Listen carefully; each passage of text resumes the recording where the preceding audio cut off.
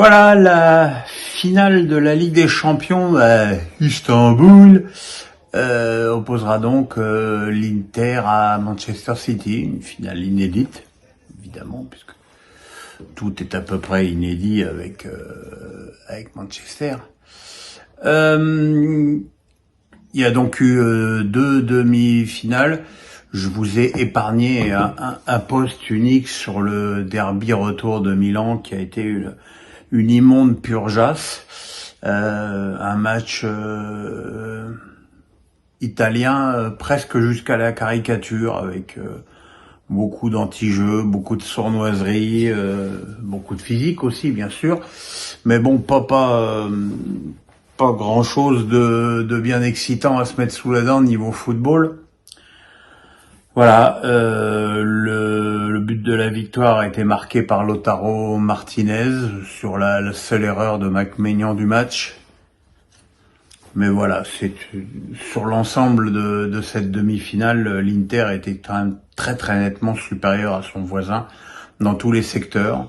Et c'est une équipe qui aura des arguments à faire valoir en finale, même si elle sera loin d'être favorite face à l'ogre Manchester City qui a, j'irai pas jusqu'à dire comme prévu, mais sans immense surprise non plus, fait exploser une équipe du Real qui, pour le coup, a, pour pas mal de ses joueurs, bien accusé son âge.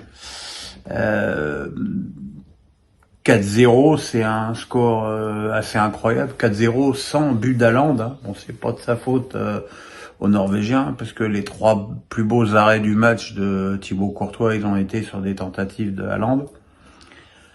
Mais voilà, alors, comment disséquer la tactique de Manchester City? C'est très compliqué, et je pense que pour vraiment décrypter cette tactique, il faut avoir un niveau de football un peu comparable à celui de Guardiola, que je n'ai évidemment pas.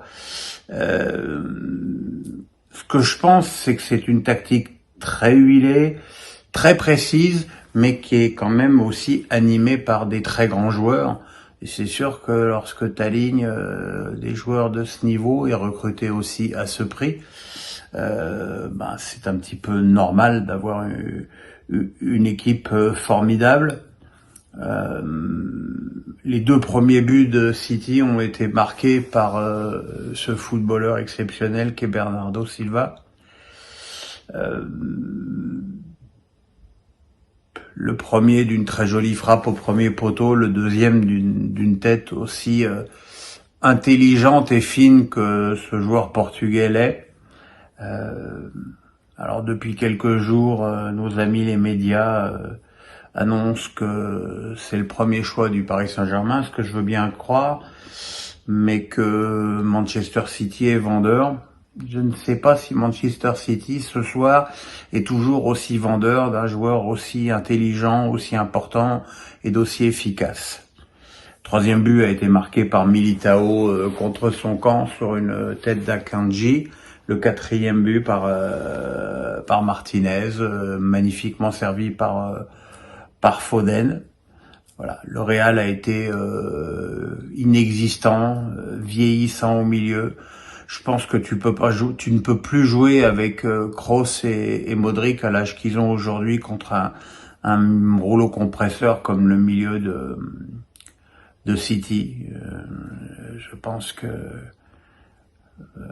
mais bon, c'est facile à dire après, quand Ancelotti aurait peut-être dû modifier sa tactique, peut-être enlever un attaquant et mettre Tchouaméni en plus pour donner un peu plus de muscle à ce milieu du Real qui en manquait singulièrement. Alors bon, on va pas non plus être éliminé en demi-finale, c'est pas non plus une honte. Voilà, c'est... Mais je pense que le Real doit aussi songer à se reconstruire, et surtout au milieu de terrain. En tout cas, la finale sera certainement chouette, avec une opposition de style. Comme on dit à Reims. Il est drôle. Voilà, le petit pouce bleu, on s'abonne, on m'envoie de l'amour, j'en ai besoin. Et à ce week-end pour la 36e journée du championnat. Bye les amis. Tu dis au revoir Joy. Puis il y a Magic aussi, parce que Magic vous le voyez jamais. Voilà Magic l'autre.